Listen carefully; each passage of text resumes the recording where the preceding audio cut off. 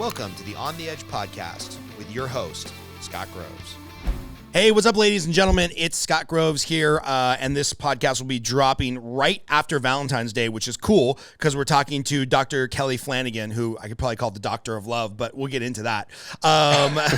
Dr. Kelly here has been a friend of mine for a while. We're in a group called Front Row Dads together. As usual, shout out to John Vroman and Front Row Dads, the Front Row Dad podcast. He is a psychologist by training, a super deep, reflective, interesting guy, and is, most importantly to me, an author. His nonfiction book, Lovable, I read a while ago, and we're going to get into the ego castle and what that all means. But I got to tell you, thus far, the crowning achievement of your life, in my humble opinion, is the Unhiding of Elijah Campbell, because this is a novel. It's a fiction book, but holy cow. Just an amazing read, and I'll tell you, we'll get into some spoiler alerts. I'll tell you all the reasons why I love the book and I related to it. You are a husband, a father of three, somewhere outside of Chicago at a place unnamed. You've got a companion camp coming up for married couples in September of 2023, which I'm going to put on my calendar and find a way to get there. But what else did I miss in the Reader's Digest introduction of Dr. Kelly Flanagan? I think you did a fabulous job. I wish I could get that intro every time. What else am I up to? You know, I was trained up as a clinical psychologist. In 2015, I opened my own brick and mortar therapy practice. Peaked out at the beginning of 2022 at 4 full-time therapists working for us, and then made the decision last year to close the practice and enter, in the same way that I was making a huge transition from nonfiction to fiction, decided to make a transition from sort of traditional therapy to online coaching of entrepreneurs. So that's another part of my day job these days. Wait a minute. Provide that kind of coaching to. Wait a minute. How are you on this path as a psychologist to, affect married couples and build a big practice and build a big thriving business to I think I'm just going to go all online? Was that a response to COVID? Was that just what your heart was telling you? That's a really unique jump. Yeah, it really is. Thanks for having me slow down around that. When I started the practice in 2015, we knew that I was living at the time, and still am, about an hour and 15 minutes from the practice location. My business partner was the one who was going to sort of manage the practice. He ultimately decided in about 2019 that he didn't love managing, wanted to go back to the solo practice sort of thing. And so that left me managing the practice from a long ways away. And that was going fine. But there was a part of me that knew that we moved out here into the woods so that I could spend more time in that energy in that space as a writer. And so going into 2022, I already had in the back of my head, how much longer do I want to do this? How much longer do I want to be commuting back into the city, managing this practice and managing these people versus staying out here in the woods and cultivating my passion for writing? And it was, we had several therapists working full-time. One of our therapists, his fiance, was going to join us after she completed an internship in North Carolina. Looked like our practice was going to expand again. And then in one afternoon, in the space of an hour, one of my therapists said, "Hey, I think I'm ready to go out and launch my own practice," which wasn't a surprise at all. She's a rock star. I figured that was coming. Then he followed up in a following meeting and he said, "Hey, I instead of my fiance moving to Illinois, once she's done with her internship, I'm going to move to North Carolina." So now I'm down 3 therapists in the space of an hour. I called my wife up and I said, "Hey, you want to get away this weekend and talk about our future?" and we came away from that weekend.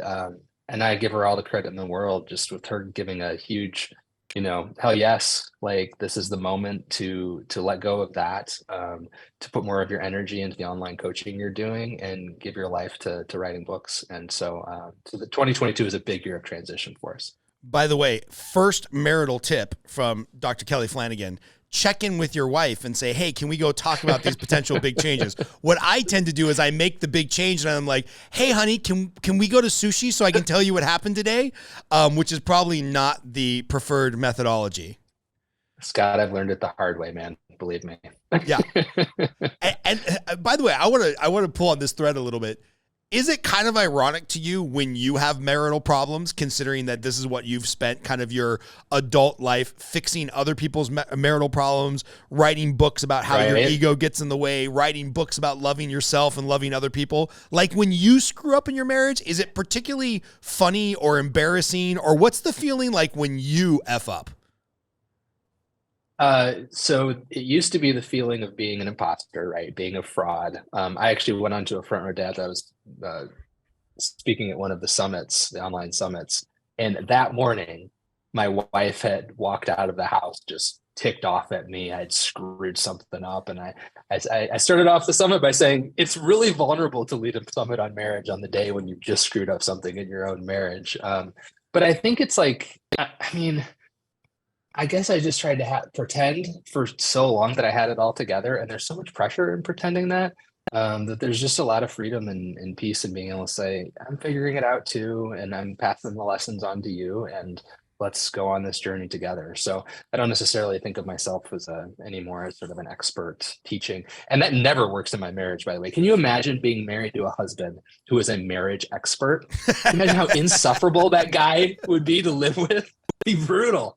So no, I've tried to take that hat off and just be a human being and make my own mistakes and learn from them. Just for my own comic relief, tonight at dinner, I'd like you to turn to your wife and say, honey, do you know what's wrong with you? Can I just talk to you about what's wrong with you? I would just like to talk to you tomorrow. Yeah, I just want to start the dinner off with a prayer, and then we're going to do diagnoses for the rest of the meal, if you don't mind. I'm going to diagnose you and our kids, and yeah, it would not go over well. No. But, you said something so relevant there of like, trying to hold it all together and be the pretender and be the expert. I remember it's got to be 20 years now. Loveline. So Dr. Drew Pinsky was on with Adam Carolla. Oh yeah. And K-Rock started Loveline in LA. So I was listening to it in its infancy, and then it got, syndicated across the country. But I remember, I think this was right as like Kim Kardashian was getting popular. And Dr. Drew said something that has stuck in my brain now for well over 20 years. And he said, hey, for the first time in human history, because of this new thing called social media and basically like Entertainment Tonight, you can be famous just for the sake of being famous. You no longer have to be a great baseball player or a great singer or whatever. You can just construct this world where you're perfect and there's this online persona, and you can now be famous for the sake of just being famous. And he said, I cannot stress what a detriment this is going to be to society, because this will allow narcissism to run rampant, and you'll never be able to ascertain somebody's realness, right? And you'll never be able to get to the root of who they are, because there'll be this whole world of just pretending. And now, fast forward 20 years, that's basically what social media is, right? Everybody puts up the best version of themselves. Everybody's BSing about how they look with the filters and all that stuff. So I know this is throwing a lot on you, but clinically speaking, how bad has like narcissism and this idea of pretending and having to be social media perfect, how is this showing up in the world, affecting people, affecting marriages, affecting relationships? Because I feel like you and I have spent maybe 6 full days together, but because of the environment that we've spent time together, where it's a very open, come to Jesus moment where people are being very vulnerable, I feel like I know you better than some people I see every day. Yeah. So can you talk a little bit about that interplay of like narcissism, social media, and people just being the pretender? Absolutely, man. That's huge. And how prophetic of Dr. Drew back then to point that out. I think the first thing that came to mind when you said that is there was a survey, this is a number of years ago now. For generations, when you survey little American kids and you ask them what they want to be when they grow up, the top answers are doctor, lawyer, teacher, the big ones.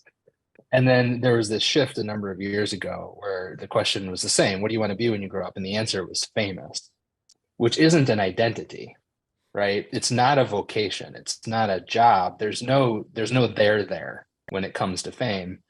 And so like, this is how we learn who we are. We try on things. We try to do things. We try to discover what brings us joy, what makes us come alive, what makes us feel passionate. I mean, like, life is an experiment as you sort of sort out who you are. And so to focus and put all of your energies into becoming famous is a way of saying, like, I'm going to try to live a life that makes other people come alive when they look at me, makes other people excited and passionate when they look at me. there's no you in that. Ironically, there's no real you. And so I just think it sort of puts our kids behind the eight ball when we put that on such a pedestal that simply being famous for the sake of being famous is a good thing. And I think what Dr. Drew said is right on. So I think we're going to talk about this today, the difference between true self and false self, who we are and the ego we build around us to protect who we are from pain, from rejection, from disappointment, and those sorts of things. And so I think it's really helpful to think of narcissism as sort of the pinnacle of ego functioning, of ego protection. And so fame is a really great face to put on. It's a really great persona to put on. But who's in there? Who's behind it? What's going on inside of that? Like, I want to get to know the real you, not the famous you, not the persona. And so I do think like the culture of personality, the culture of fame, encourages ego functioning, and it discourages the sorts of vulnerability that you and I experience in like Front Row Dad's retreat, where we get to know each other for real.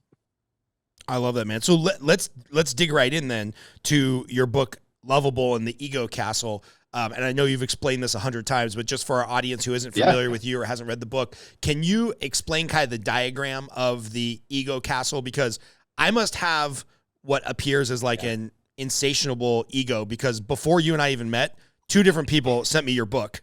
And they're like, hey, man. so I don't know if they were like, dude, you got a problem with your ego, or if they were like trying to like reach out and be like, Scott, you need to love yourself a little bit more and quit putting so much pressure. I like to think it's the latter. So why don't you describe to us your ego castle metaphor? I can tell you, by the way, from talking to other people, that when someone sends you a copy of Lovable, it usually just means you're really well loved. They're not necessarily, it tends to be the book. Then people aren't sending you like a passive aggressive message. So I think you're in good shape. I just want to encourage you. Cool. I mean, if I could sort of distill it down,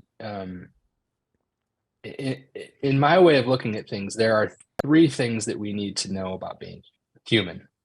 The first one is that every one of us comes into the world with a true self, an original self. It's who we are. It's how we were made. And that true self, that original self, is worthy of love and belonging. It's good enough for that. That's the first thing we need to know about being human.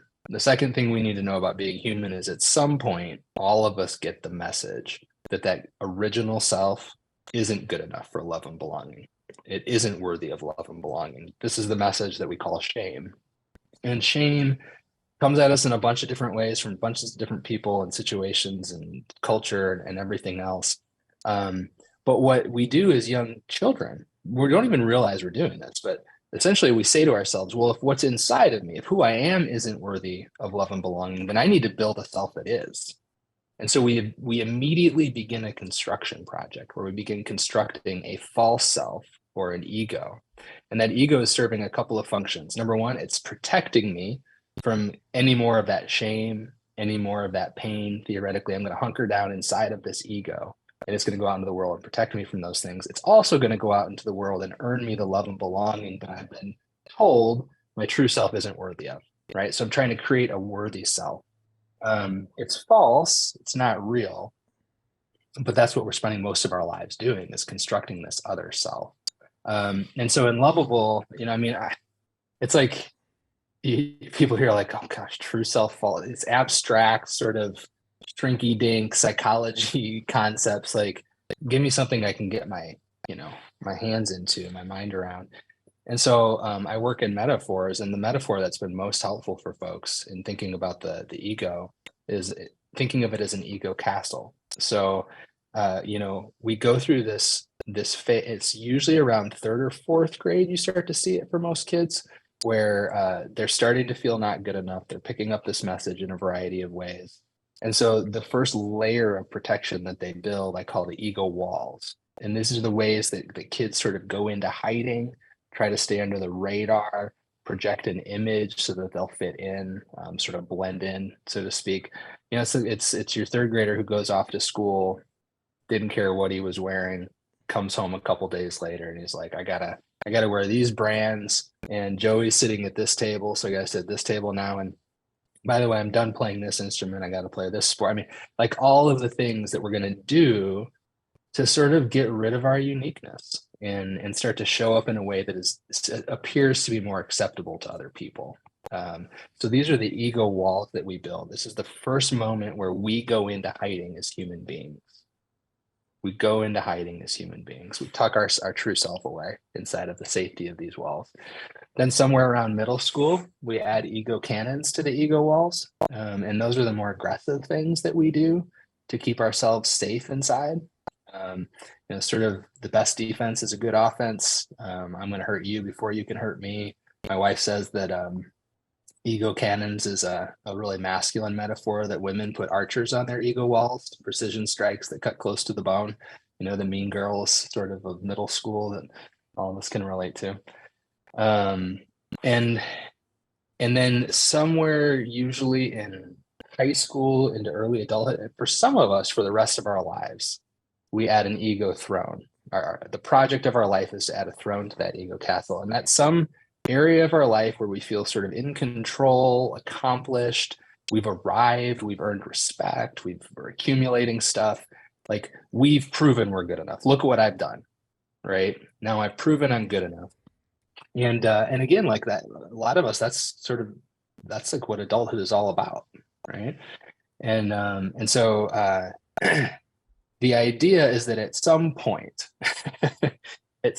all this ego building, which we needed to do in order to stay safe from more pain, in order to go out into the world and feel like we're trying to discover the love that we don't think that we deserve. At some point, that ego quits working.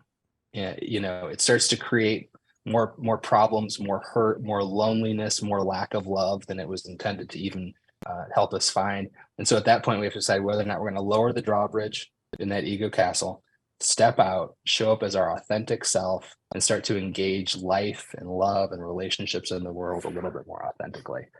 So that's the metaphor that we use in Lovable to sort of describe this process of returning to who we are. Who am I inside of this creation that I've made? Who am I inside of Dr. Kelly? Right? This right. Persona that I've created that looks like he knows everything and has got it all figured out.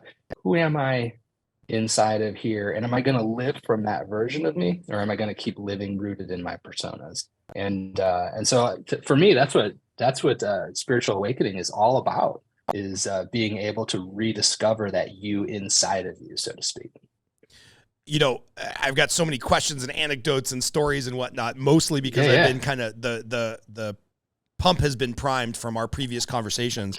And, you mentioned the not good enough, the shame, starting to build those castle walls. My wife comes from a very traditional Hispanic family where it's like you're prim and proper and your hair's done and everything before you leave the house. And it's been a journey for me to get her to let our son Gabriel, who's 6, he's about to turn 7, to leave the house without his hair done.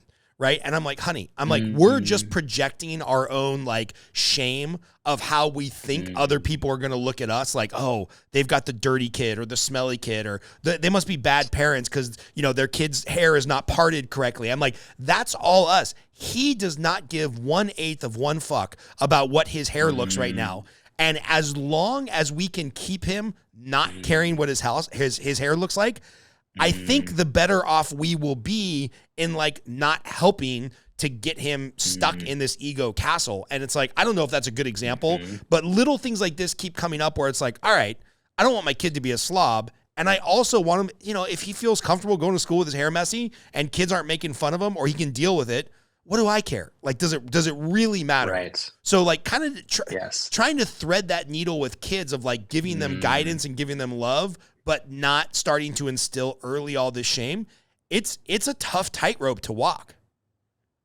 Well, and I think, one of the things that we discover as parents is that we worry from our wounds, right? So like whenever someone says to me, I don't really have any childhood wounds, I say, well, what do you worry about the most for your kids? What sort of pain are you wanting to prevent them the most? And almost always the answer that comes back is, oh, yeah, I did go through that as a kid. Now I don't want them to go through it. Right. So like my guess is your wife at some level is wanting to prevent your son from experiencing the kinds of pain and shame that would come if somebody reacts negatively to his appearance. She's Right. probably gone through that herself, right? Right. She's worrying from her wounds. And it is such a tough, like, it's like, okay, so we could accidentally as parents shame our kids ahead of time so that they don't experience it out there, right? By saying, oh, you've got to look a certain way to show up out there. But I also have a tremendous amount of like understanding and compassion for your wife who's like, I'm just trying to prevent him the pain of social rejection. Totally. Right? I don't want him to go through that. And I think one of the big challenges to us as parents is to, rather than trying to prevent every pain for our kids, is to be able to cultivate the capacity to hold space for their pain when it happens. Right. What does that mean? So the difference, what does that mean? Can I tell you a story? Yeah, of course.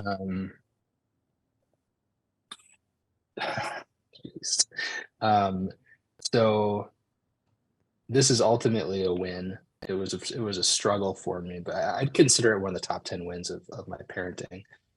It was last month. I was on the way to pick up my son from basketball, and he texted me, and he said, the text was like, "Dad, you're a minute late, and I'm outside in the cold crying." And I was like, this is the kind of thing he would do to screw with me, typically. Like, he's got a great sense of humor, so I'm like, oh, real funny, you know? So I pull up, and he gets in the car, and I'm about to tease him for like, why you be, yeah. But he's actually crying. He's actually sobbing. I probably hadn't seen him cry in about 5 years. And he was sobbing. And I said to him, dude, hey, what's up? And he couldn't share it with me. And I could feel I don't know if you can sense, like, if your kid was going through that, like the tightness in my chest. I wanted to rush him through it. I wanted to get him to tell me what was wrong so that I could fix it. That's not holding space, right?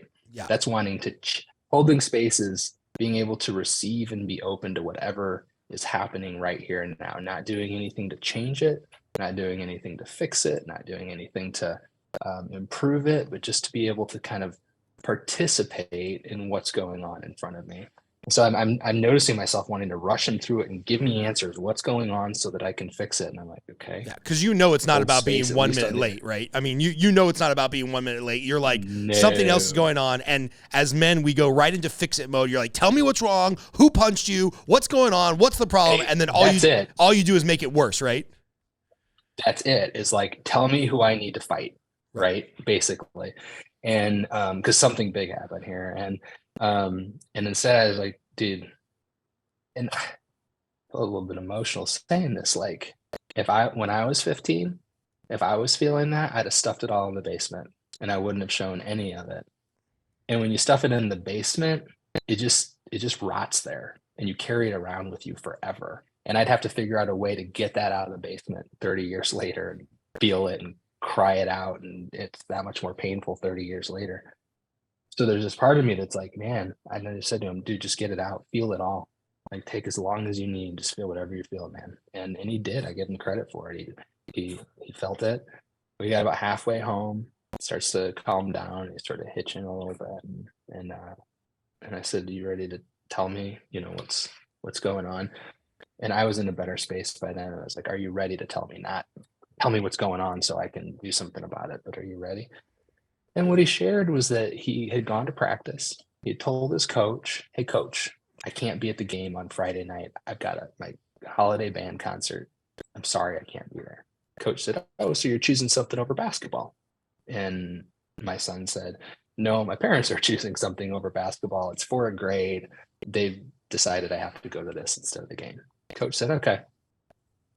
He said, and then, Dad, I went out there, I had the best practice of my life.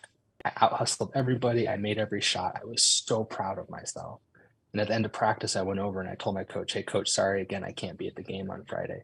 And the coach looked at him and said, hey, don't be surprised if your spot's gone on Monday. And then he called the whole team over and he said, hey, I think we all know some of us are really committed to basketball and others aren't. I think we know who's who here. So he shamed my son in public, right, in front of everybody. And at 15, That is at 15. like being shamed in front of your male tribe at 15 is it's about as bad as it gets. Yes, as a traitor, as somebody who would choose band over the battle that you're going into on Friday night together. And that's not who my son is at all. But yeah, you feel it right now, right? To be shamed like that. And so now what I realize is we're in the car. I can picture where we're at, we're crossing a bridge, and I have to hold space for my own reactions. Because what I notice is, number one, I want to go fight somebody and probably get beat. The guy's a lot bigger than me. Like, I want to go get my butt kicked, is what I'm saying. But I want to do something aggressive, to like defend my son. Number two, I have the thought, I guess we just got to send him to the game on Friday. Like, this isn't, I guess we're just going to have to ditch the band concert. And then I have the thought, like, that would be validating this shame-based approach. Like, this is what happened here, is that he saw my son perform in practice and went, we need this kid at the game. So we're going to try to shame him into changing his mind, or getting his parents to change his mind. And here I am about to change my mind. I don't want to do that. And so holding space is not acting. It's just not acting on any of that. You don't go back to the school. You don't change your mind about the game. You just sit with all those terrible emotions and don't do anything about them. Pay attention to them. You hold them in awareness. You do that for yourself so that you can hold his own emotions for him. He needs that holding space. Man, it was brutal. Like, I was sick to my stomach. What I did was I got home and I was actually having such a hard time holding those emotions. It was a combination of stress and frustration, and I wanted to act. I wanted to act so bad. So I texted my wife. I said, hey, any chance you can come home early from work tonight? I need to process something with you so I don't do something that I shouldn't. To her credit, she comes home. I tell her, she goes, we're going to the principal. We're going to school board. We're going like she had all of those reactions, which the thing I love about my wife is she has those reactions, but she doesn't act on them. She knows she just needs to express them. Right. So she gets it out. And we're like, okay, so what are we going to do now? And what we decided is that I was going to write a letter to the coach. And instead of commenting on the coach's decisions, we were just going to write a letter affirming who our son is, that he'll die for you. He's so loyal, and he's devastated that he thinks his image might be diminished in your eyes. And we're just going to send that off to the coach, let him do what he wants with it. We're not going to act on our anger. We're not going to act on any of that. We're just going to affirm who our son is. And I did the outcome of this story. And so then we asked Quinn, we said, can we send this letter? His first reaction was no. I said, totally get it. Can you just hold space yourself for the possibility of us sending this and think about it for a while? Came back after dinner. I said, yeah, Dad, good. I want to see the letter. What did you write? Read it. He goes, it's okay. You can send that. And the outcome of this story is that the response we got from the coach made my wife bawl. It was such a solid,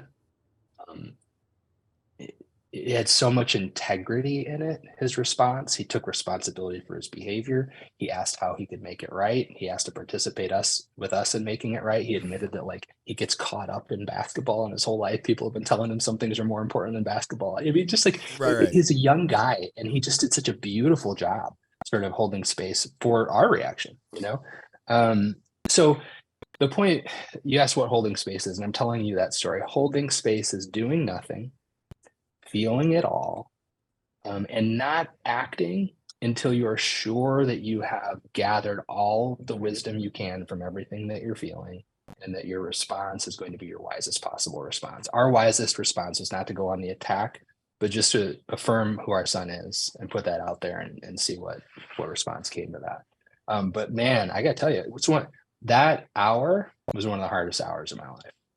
Just holding all those emotions that were coming up. And it's hard because it's not just I'm holding his experience, but I'm holding all my own experiences, right? Of things that coaches did, and, all the terrible sorts of peer experiences of feeling like I've been separated from the group and all of that. So, you're holding all of his pain in that moment, but you're holding your whole history of pain as well in that moment. And you're wanting to do something to not feel it anymore. Right. So can you stay with it? Can you abide with it? Can you stick with it before you act? That's the challenge. So I thank you for sharing that story, the deeply personal story. That all sounds great. And that's the person I aspire to be. And, you know, I think back on my parents when I was growing up. Both my parents are great people. Maybe average parents, I don't know. Aren't we all? But I was born when they were really young. You know, I think my mom was 19, my dad was 20. I was like right out of high school. Like they absolutely did the best they could, but they didn't have these tools, right? They didn't have front row dads. They didn't have a podcast. So their reaction would be like to explode. And then after their explosion was over, you know, 30 or 60 minutes later, it'd be like, hey, Scott, we got to talk to you. You know, we thought it over. Mm-hmm. You know, maybe the fact that you screwed up means that you need to lean in more to being around, you know, men like what's available at Boy Scouts. So we don't want to take that away for 6 months. And, you know, so there'd be like this reconciliation. So when you tell that story, to me, the most fascinating part of the story is that in the first 30 seconds, that emotional control of like, hey buddy, tell me what the fuck is going on. Like clearly you're not crying over standing in the cold for 1 month. And then I escalate, then he escalates, and you never get the real story. So what are the tools or the tips or the tactics to hold that space? Because that whole story sounds beautiful, but if you screw it up in the first 30 seconds when we're triggered and emotional, that story doesn't happen. Yeah. But that's a very good point. And I actually, I have compassion for what it was like to be you as a kid who had to go through the initial explosion, right? Over and over again. The apology doesn't take away what it was like to go through that initial explosion, right? So you got a kid inside of you who's carrying around what that experience was like for you, and that's hard. I give your parents a lot of credit for being able to recognize, well, we didn't react well to that. We want to come back, apologize, and try to fix that. That's really really admirable and rare, I think. I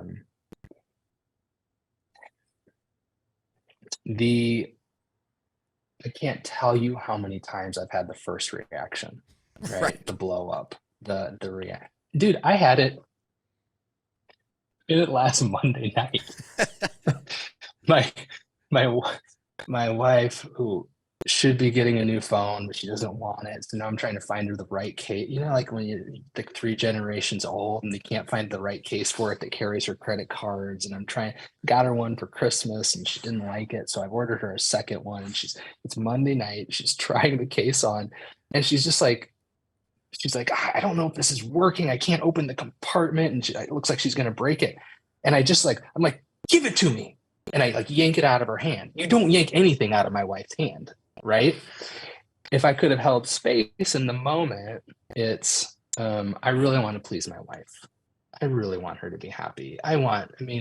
We don't get to go out and kill saber-toothed tigers anymore. The least I can do is order a good, iPhone case for her from Amazon. And here she is, disappointed again in the one that I got her. I'm a disappointment, and she's not going through any of this. I am, right? And geez, and she's gonna break it on top of that, the way she's messing with this thing. So the poor little kid in me, who couldn't afford I don't know, pizza, Domino's, let alone multiple iPhone cases for is like, oh no, don't break it, because we'll never be able to pay for another one, which isn't true anymore, but he's in there, right?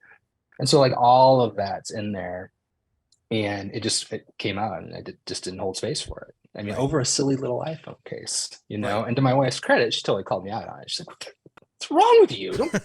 Like, that's controlling and rude. Yeah. But at that point, I'm already not holding space for my own emotions. So I'm defensive. Like, no, it's controlling of you not to hand it over. I mean, I did all that. So you fail as often as you succeed is number one. But what you do, I think, is you place a higher value on awareness. I don't like that comment. You recognize that awareness is just as valuable as action, and that more often than not, if you put awareness before action, all goes better. If you've not taken the space to hold awareness, for all the things you're feeling and all the reasons you want to do something before you act, you're probably not going to be taking your wisest action. And so like, I'd say for me, like, I guess I'm on a 10, 15-year journey of trying to grow into to better awareness of why am I doing the things that I do? What pain am I protecting? What past experience is surfacing into this moment that I'm not acknowledging and therefore is dictating my actions, and trying to grow into awareness so that when I act, it's based upon all the data, rather than just why I think I'm reacting. Because the why you think you are reacting is going to be just your ego telling you the stories, right? She's so ungrateful, like she should have gotten a new phone and then I could find any case she wanted. I mean, that's just ego protecting you from being a disappointing husband. Right. And the pain that comes along with that, right? So instead you try to hold awareness for all of it, the ego reactions, the pain from that they're protecting, and you hope to hold awareness long enough that you also discover like that original self in there that's actually pretty wise. It can respond in ways that are a little bit softer, a little more tender, a little more connected. And you try to do that long enough to get there. Yeah. It's funny that you mentioned being ungrateful, because my love language, the 5 love languages, is words of affirmation. Like all my wife has to do is like, I don't know, maybe bring me some eggs in the morning and be like, "Hun, thanks for working so hard for our family." And I'm like, oh, she recognized that I'm working so hard for our family. The problem is when your love language is words of affirmation, when you think somebody's being ungrateful, I'm speaking for myself, I can blow up immediately. This just happened on Saturday, right? We're planning to have a couple families over from the Jiu-Jitsu studio. My wife, bless her soul, who does not like social situations, does not like to be the center of attention, does not like to have people over unless it's her immediate family and there's a trust there. She's working her ass off cooking and shopping, and she's made the 3rd trip to the store to get more carne asada because I invited another family over. She's working her ass off. I'm working my ass off, like getting the garage clean, getting all the toys ready for the 8 kids that are coming over to play with each other. We're both working really hard. And she made the mistake, in my mind, the mistake of asking me for like the 3rd time, "Hey, are you going to go to 7-Eleven to get the ice for the ice chest?" Right.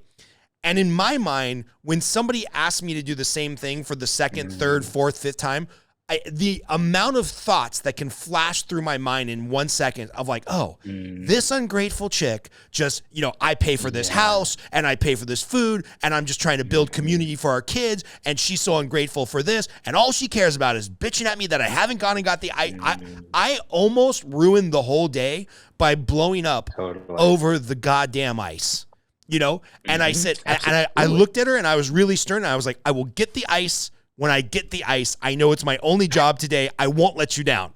And I walked out to the garage to vacuum up the garage. So then like, as soon as I took a breather, I was like, well, that was stupid. And I walked back inside and I'm like, honey, I'm sorry. I'm a little stressed out. A lot of people are coming over. I'm not mad at you. It's just the way that I react is when you ask me for something the 3rd, 4th, or 5th time, I get triggered like you're ungrateful about all the other stuff that I'm doing. And she's like, yeah, well, it's not like I'm sitting around eating bonbons either. I'm like, no, you're working your ass off. I appreciate it. And so when you don't appreciate it in what I think I'm doing, that's when I get triggered so fast and I cannot control myself. So that's number one thing I'm probably working on over the last couple of years is that when somebody says something that's just innocuous to them, but I feel like it's being ungrateful, I'm just like, I want to fire this employee. I want to divorce my wife. I want to kill this man who's in line ahead of me. It's like, it's really deep seated that when I feel people not like showing the opposite of gratitude, I get super triggered. Absolutely. And if you're like me, you're not. You tend to express the anger a little bit more readily. If you bottle it up like me, you end up with like terrible back spasms about once every 2 or 3 years. Because I'm convinced that's what it is. Like, hey, I'm being such a good boy, doing everything for everybody, and no one else is working as hard as me, and none of you appreciate it. I'm so resentful of all of you because you're not appreciating it. But I can't say it because I'm a good boy, and so I'm just going to like end up in debilitating back pain. And so like I think that's a thing. Like I think there are so many of us dads and husbands trying so hard to be a good boy, and to be that that one that's doing it and looking for those kudos. And when we don't get it, we just have all sorts of ways of acting out. We want that acknowledgement finally, that we're doing our best. We're trying to be a good boy. Can you just give it to us? And so we just have our own particular variety of ways of rebelling against that when we don't get it. Yeah. I mean, I'm sure you've seen this in your practice. I've seen it, coaching people in the mortgage industry, that the extreme version of this, like you dig it deep inside of the basement, I blow it straight through the chimney. Right. But unfortunately, that's a great metaphor. I like that metaphor. Yeah. Uh-huh. But sadly, I've seen a lot of men step out the side door and it leads to cheating or, drugs or alcohol or whatever. Cause they're like, well, if I'm not getting the gratitude over here, I'll self-medicate with the substances or the love from another person. Yeah. And it's like, that's obviously not the right answer either. So, man, that's right. Us men have a lot of work to do.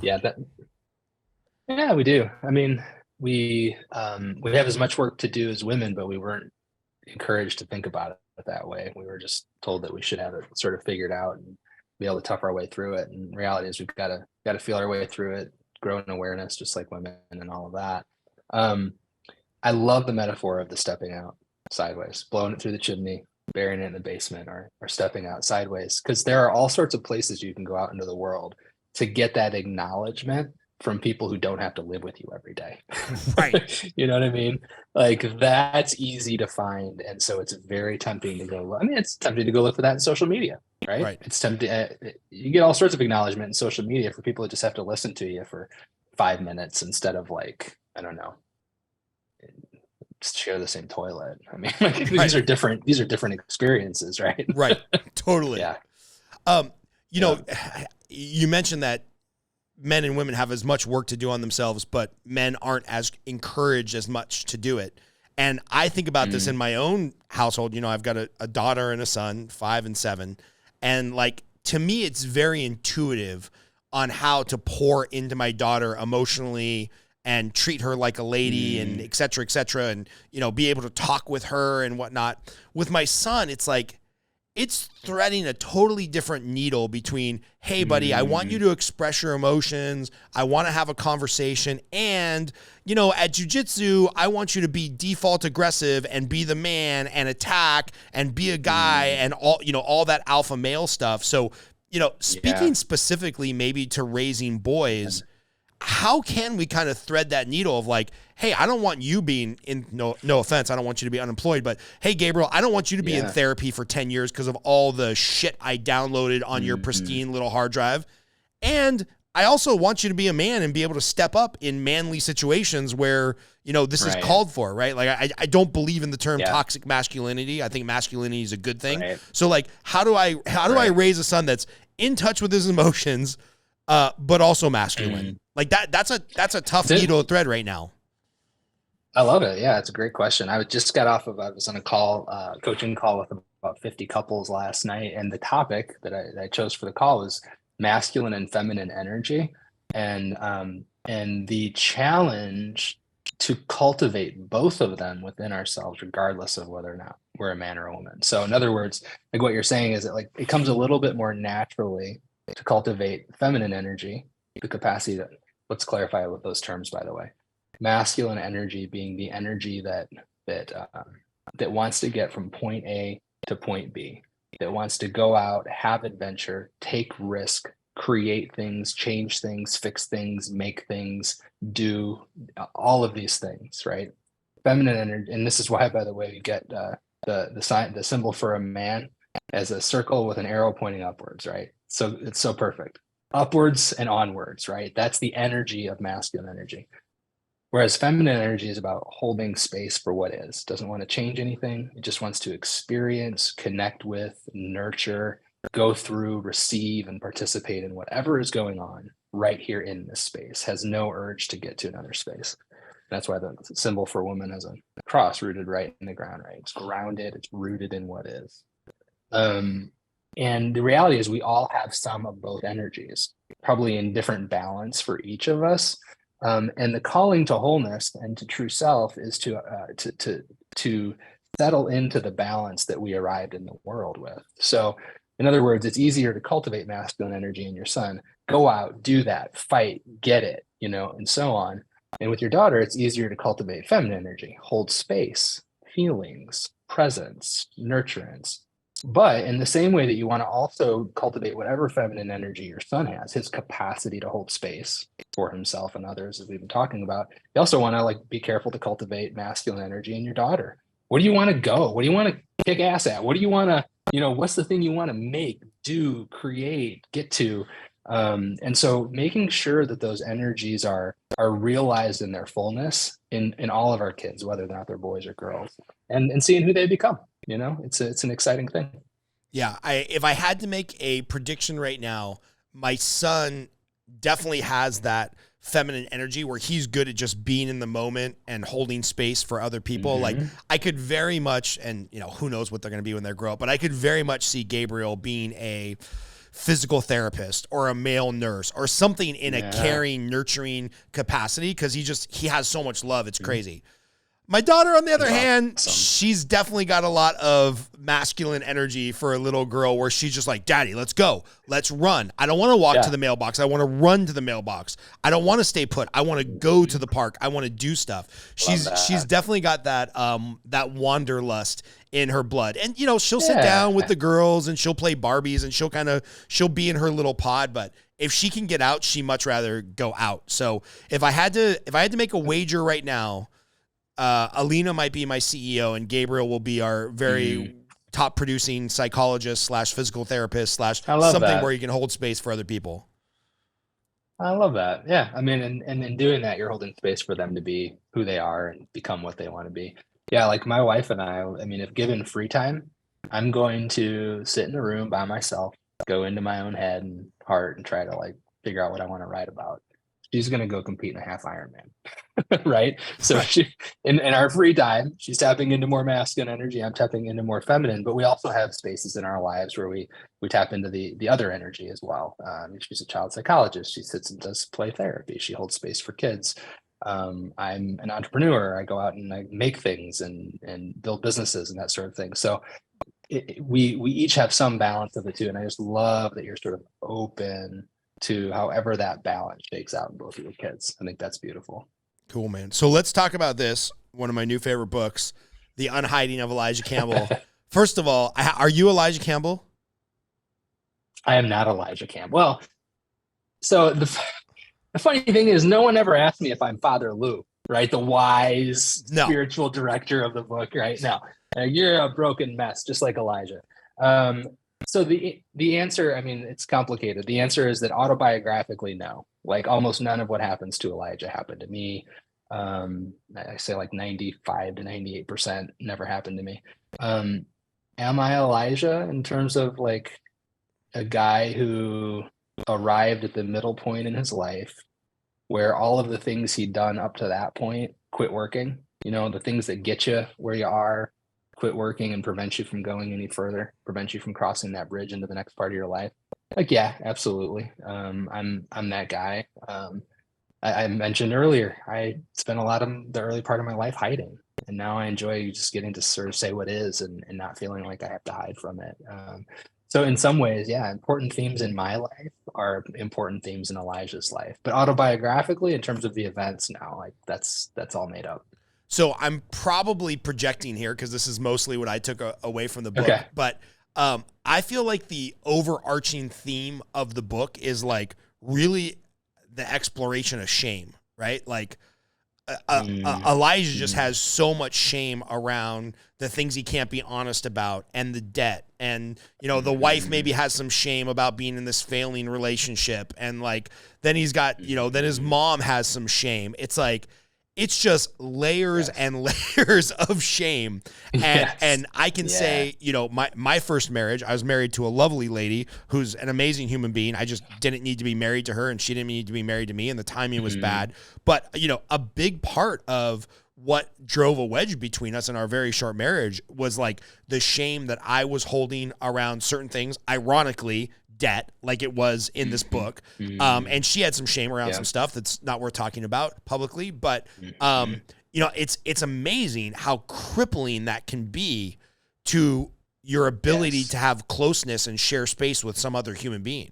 I mean, it's just brutal. And you write about it and you articulate it in the book so well in like a technically, you know, fiction fashion that kudos, man. I just want to tell you, it's a phenomenal read.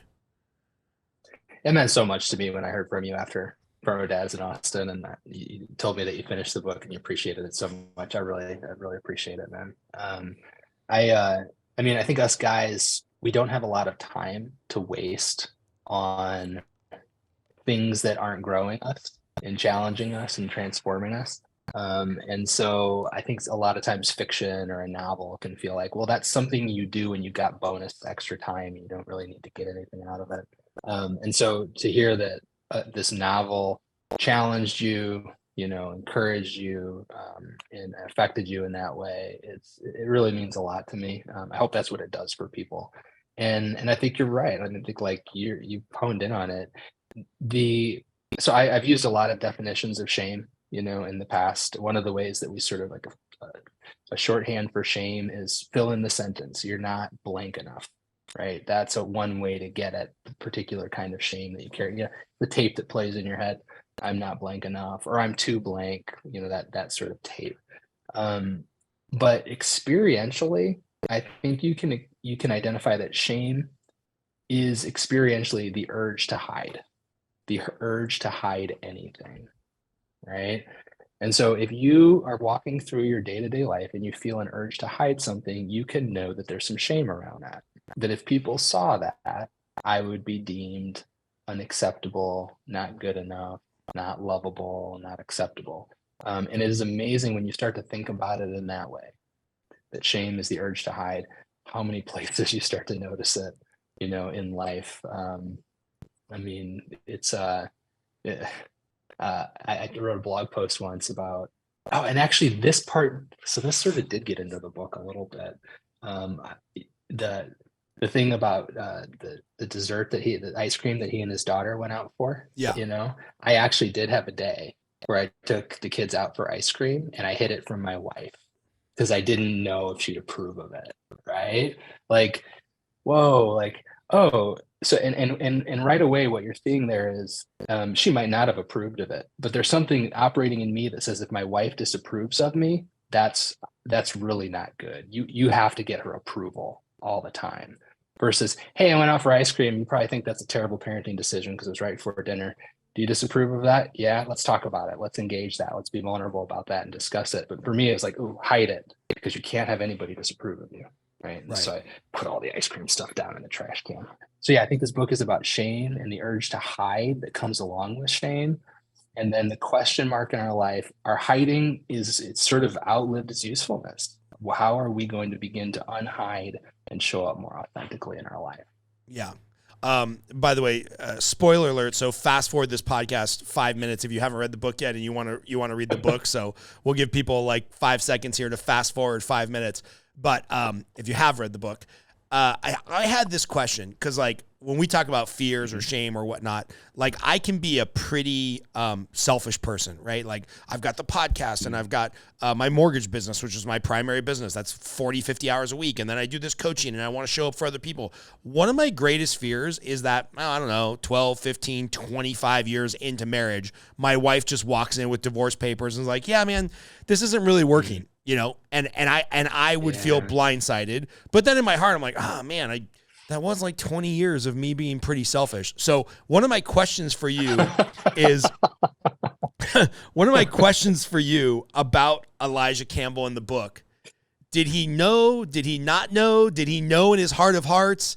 Did he know he was going to leave her? Because I couldn't help but think about that through the whole book. Like, hey, bro, how could you not see this coming? And then I was doing some self-reflection and been like, well, where do I need to show up better in my marriage? You know?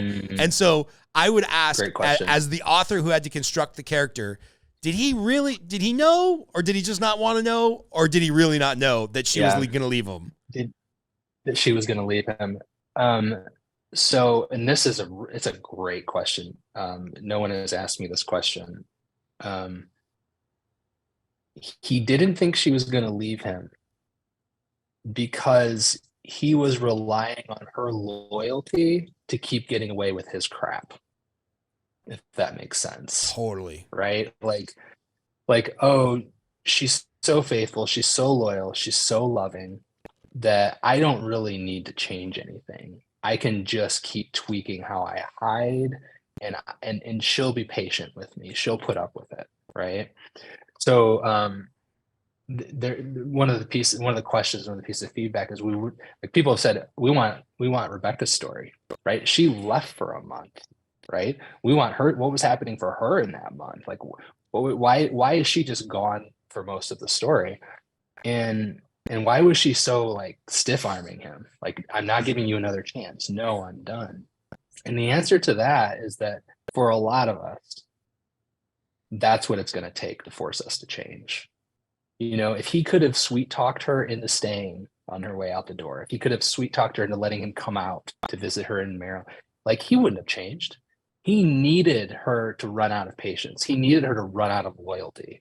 He needed her to run out of kindness. So he'd be forced to actually face his stuff. So yeah, I think that's the answer to your question is no, he didn't think she was going to leave because he was taking advantage of her and her kindness. Yeah. So if you're a guy, let's just say you're a middle-aged guy who works in the mortgage industry and does podcasts and you love your wife to death.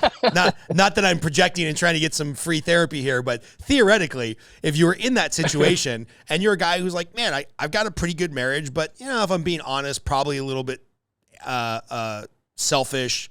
Most of the marriage revolves around me. Like, how do you authentically ask, hey, what are the things that I need to work on or change, or what do I need to be doing better? Because I suspect myself and or maybe the character Elijah Campbell going to their wife and being like, hey, man, how can I be a better husband? What can I do better? You're going to get the first couple times you ask, you're going to get the, oh no, you're doing great. Everything's fine, honey. Our marriage is fine. Like there's just the, you know, there's the disease of it's fine in America. Oh, it's fine. It's fine until it's not. And then you find out, you know, the person is OD'd or the marriage is falling apart or the kids hate their family. It's like, we have a real problem with like the cordial, oh, it's fine. It's fine. Everything's good. It's fine. It's fine. And then you find out on social media, they got divorced. So if you are a husband or wife in the scenario where you're like, ooh, there might be some things that I need to improve on. How do you even start that conversation with your spouse who, to your point, is probably loyal to a fault if they're your spouse and don't want to tell you all the places you're screwing up? Oh, it's so good. Well, I'll tell you, this is the first time I've had to think about that question because my wife is so brutally honest with me that like people are like, is your wife Rebecca? I'm like, She's not letting me get away with anything for 10 years. They're not gonna let me get away with anything for 10 years, let alone 10 years. But it's a great question because I think there are a lot of marriages out there where someone is politing their way into being completely fed up with their marriage. And my answer to you is, so there's a lot of, so often the headspace that we get into, and this is the ego wanting to be in control because that's its main goal, is to be in control of our experience so it can get what it wants and avoid what it doesn't. But it's to, how can I get my wife to be honest with me, which is actually a controlling question, right? You can't get your wife to be honest with you. Like, there's nothing you can't reach into her psyche to make that happen. How can I become a safe enough space to tell the truth to? That's a question you can answer. And it's not one that happens overnight. How can I become the kind of person that when I say, give me honest feedback about what you want me to change, the person, the spouse that we're asking that question of goes, he's really interested. He really wants to know. He's really going to act on this. This isn't going to come back to bite me, you know, when he chews on it for because I've done this, when he chews on it for 3 days and then comes back all resentful that I wanted to change that one. Darn it, he's providing everything for everybody. And now I want him to do what, right? When there's that trust that you're the kind of person who can be spoken truth to, that's what you can control, is becoming that person. Right.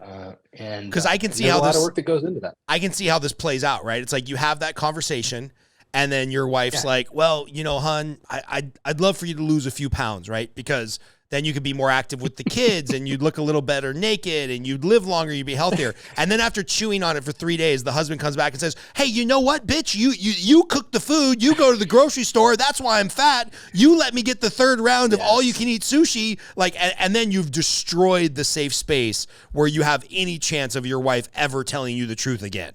And by the way, thankfully, my wife and I have not had this conversation. She does not call me fat. I'm just projecting here for other men that might be watching. Yes. But you can see how, like, if you don't become the person that can create the safe space, you blow this all up the first time you ask the question. Whether that ego reaction comes immediately or it comes 3 days later or 3 weeks later. She's learning a lesson about how safe is it really to tell you what I think. And so I think, you know, when you make significant shifts in any relationship, I think it's okay to name those shifts. Like, so before I ask you what you would want me to do differently in our marriage and in our life, I need to tell you that first, I'm trying to become the kind of person who can really hear those things and not get defensive about those things. And these are the ways that I'm trying to do that. So hold off. Like, I'm not going to ask you that question yet. How will you know that I'm a safe person to say that to, that I'm not going to get defensive about that?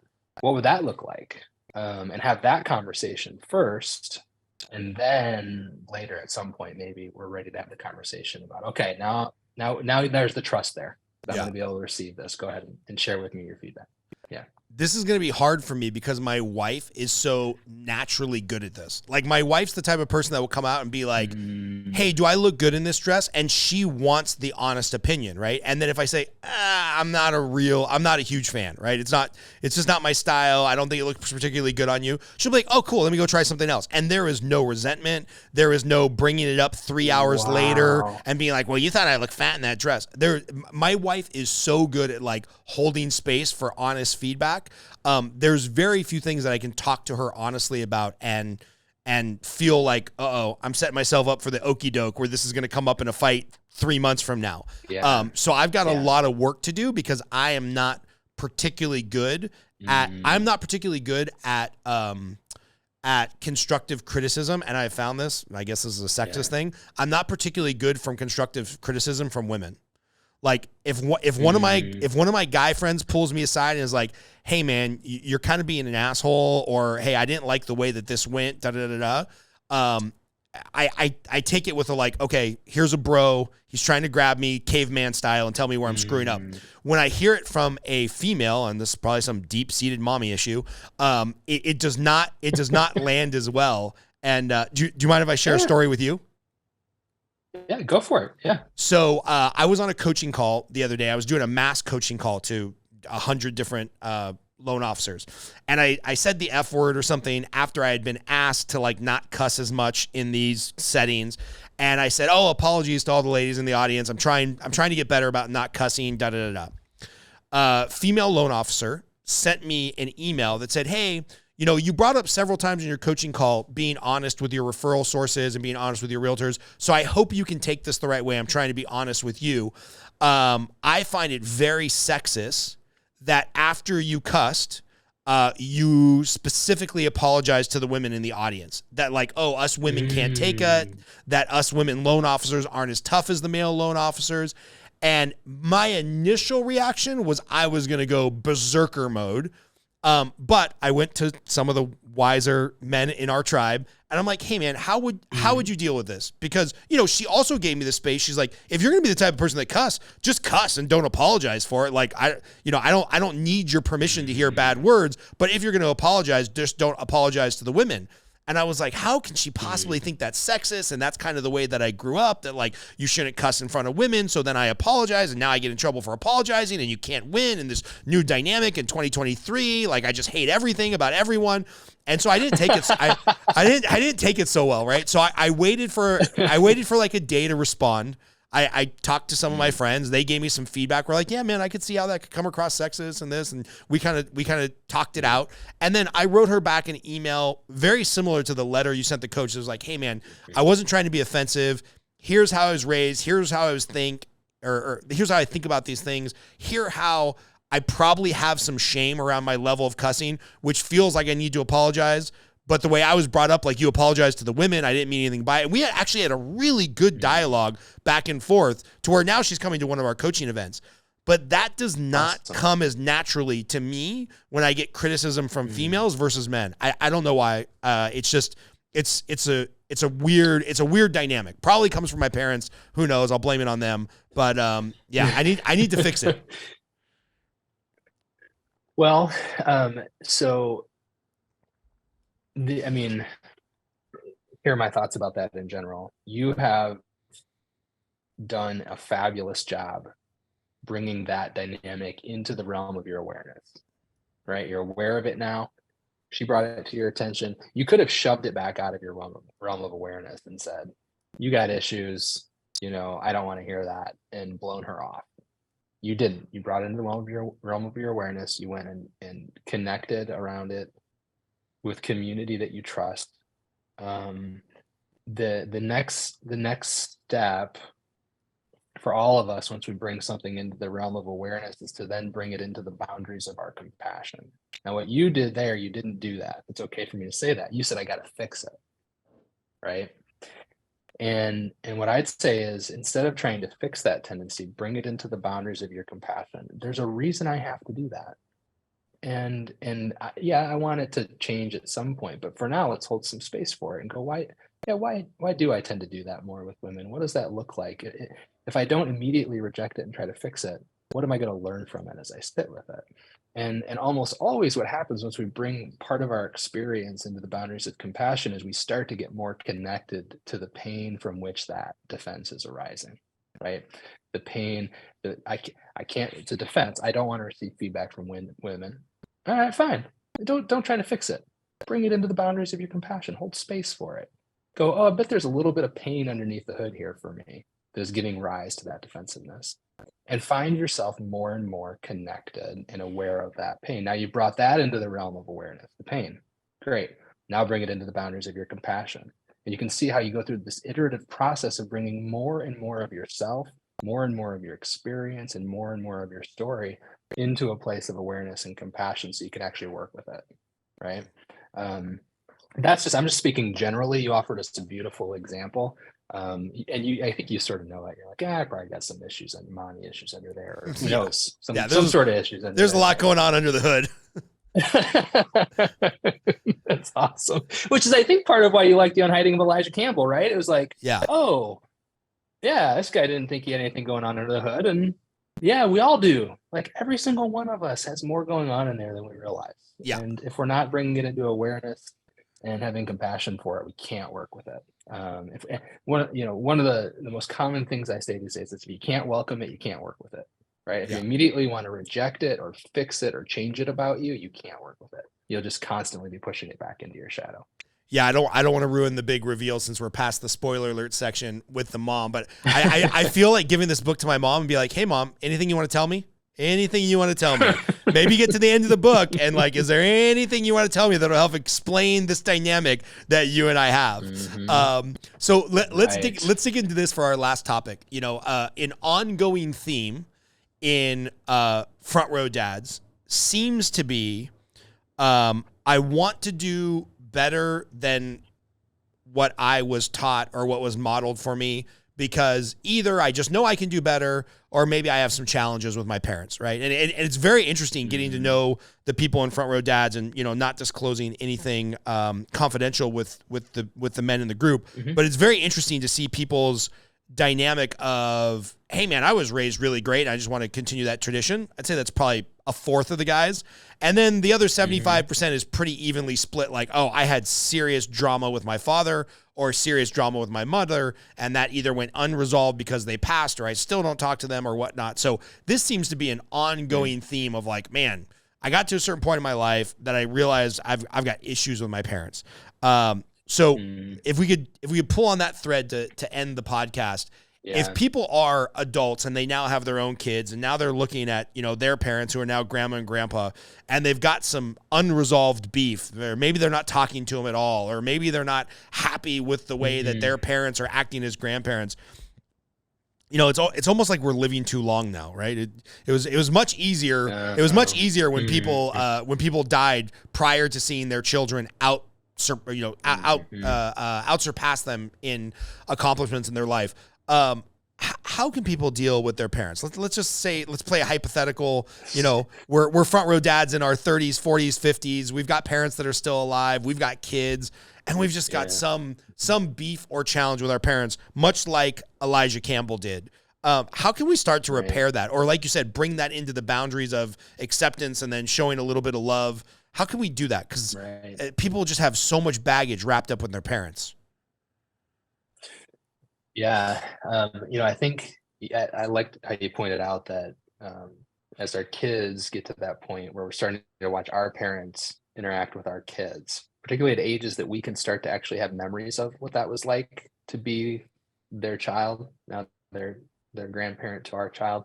I'm convinced that's responsible for like 50% of midlife awakenings, is to watch your child be essentially parented by your parent and go, oh, I'm feeling the urge to protect my son from my parents in some either overt or subtle way, or to fix something that my parents said.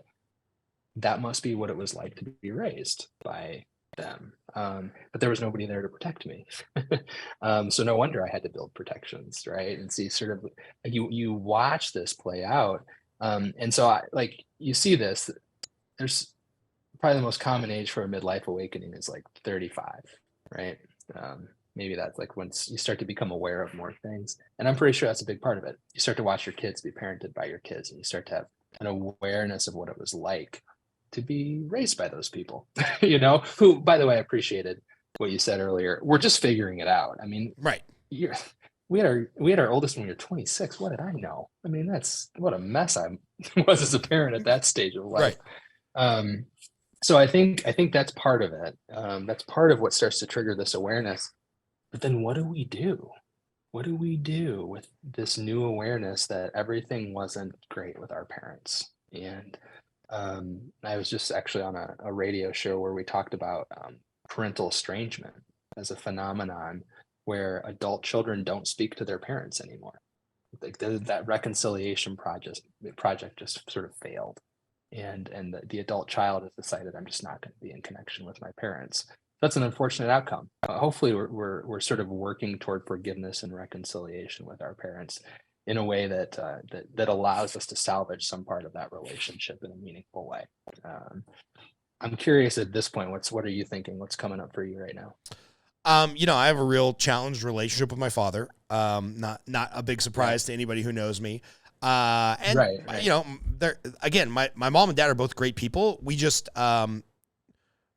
we're not each other's type of people, right? Meaning that if like we weren't family, we wouldn't have a ton of stuff to connect around.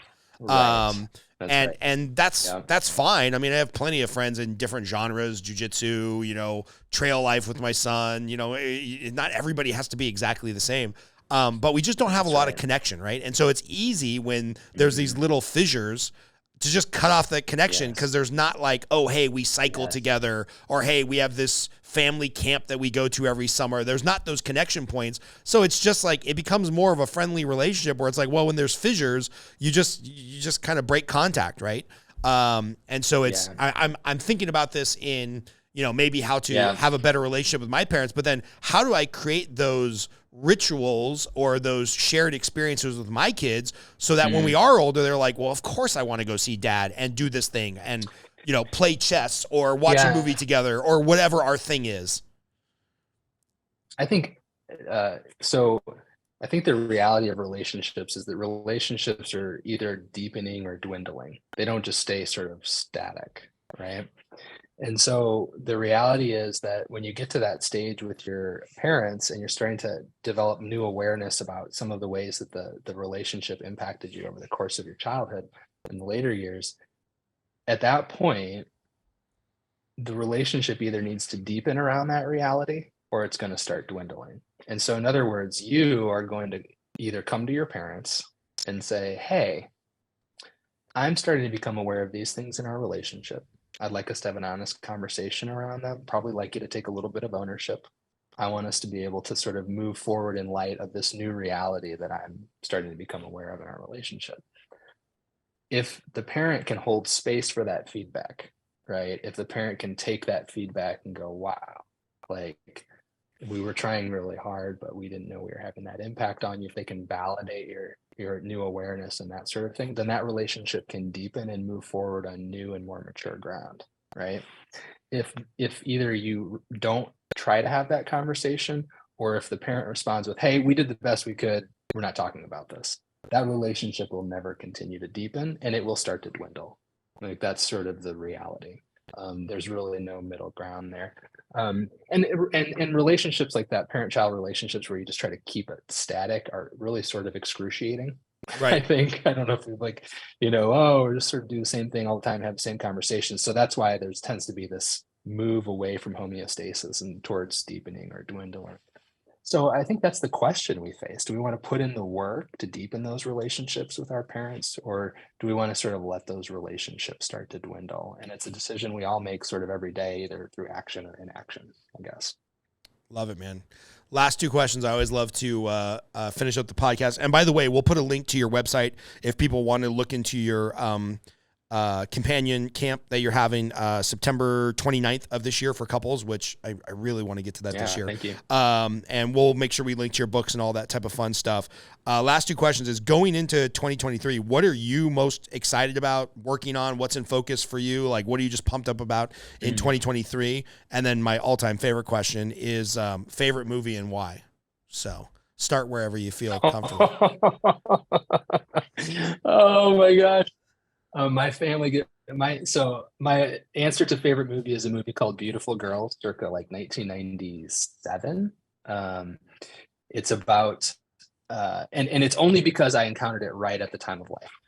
So I think it's a great movie. It's got a great soundtrack. I mean, Timothy Hutton, Matt Dillon, Michael Rappaport, Uma Thurman, Natalie Portman, Lauren Ha. I mean, just the cast is just bonkers. It's about these guys who are gathering for their 10-year high school reunion. And they're facing the question of whether or not they're going to commit to the women they've been with for a while, or if they're going to keep holding out for the beautiful girl, the perfect girl, it's that question you're facing at that. How has this movie escaped my radar? I've never even heard of it. And like, this is right in my genre, coming of age, all the actors and actresses you mentioned, I love. Like, I'm watching this like tonight with my wife. Dude, I watch it at least once a year nowadays. So the protagonist, Timothy Hutton, so Natalie Portman's 13 in the movie. I don't know how old she was as an actress, probably 15 or 16. And he sort of develops this crush on her, which my kids think is creepy. And I'm like, no, she's just symbolic of this, like this perfect, woman that he wants to be, and they don't get it. But anyways, highly recommend that movie. I watched that at a stage of life where I needed to be encouraged to live in the realities of relationship and people, rather than kind of constantly waiting for the ideal thing to show up. So, by the way, the ideal thing, can I tell you, the moment, and I've brought this up on the podcast before, when I realized that like all men are horrible, do you remember that TV show? It's the worst TV show ever, Fantasy Island,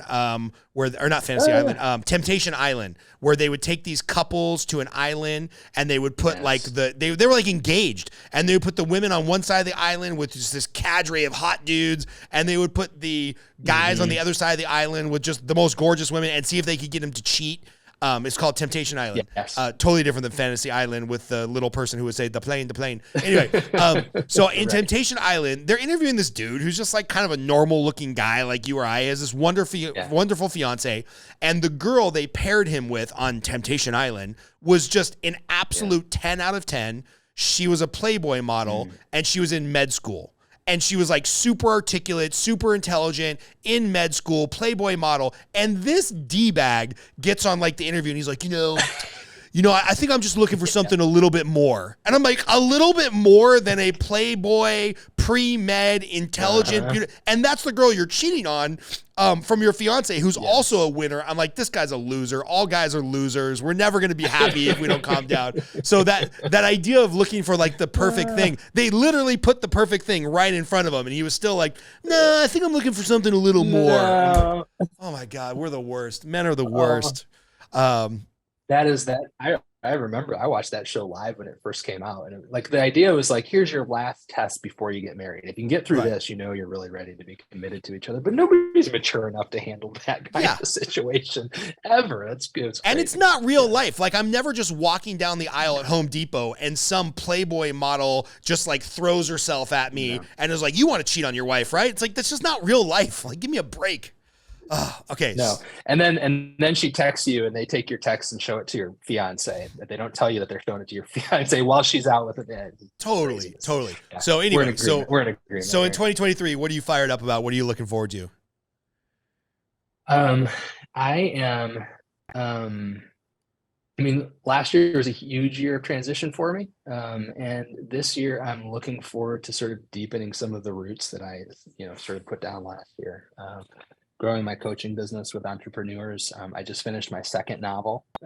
It's a sequel to The Unhiding of Elijah Campbell, but it is not a sequel to Elijah's story. It's a sequel to Bradford's Ferry's story. Oh. So it's set entirely in Bradford's Ferry. The first line of the novel is the body surfaced in the Saukanack River on a day so humid the boundary between air and water seemed irrelevant.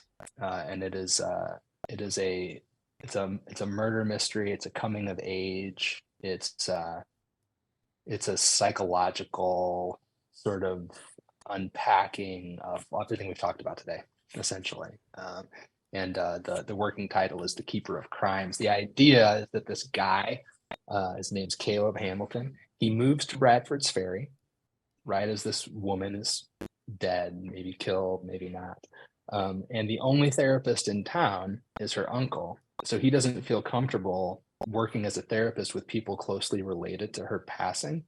So this new guy, Caleb, is a practicing psychologist. And he's going to be in town for a while. So they're like, will you see her husband? Will you see the police chief? Will you see all these people closely related to it? And so he starts to get all of the stories related to what was happening around the night that this woman died.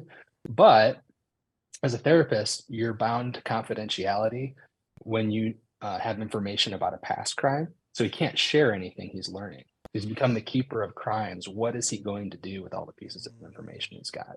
And how does that play out in the final scenes? So well, I am super excited about that. If you need a test reader, let me know, because I will devour that thing in a weekend and give you some feedback. Thank you. But yeah, appreciate man, real pleasure having you on, and hopefully I can make the Companions Retreat, and then we'll do a follow-up, and I'll tell you all the great stuff I learned, and anything my wife will feel comfortable with us sharing. Yeah, thank you, man. I really appreciate it. I just want to tell you how much good you're doing in the world with your authenticity and your honesty. Like, it is always a pleasure, and it's enriching for me to be in your presence. You make a difference for me. Thank you. Thank you, sir. Appreciate your time.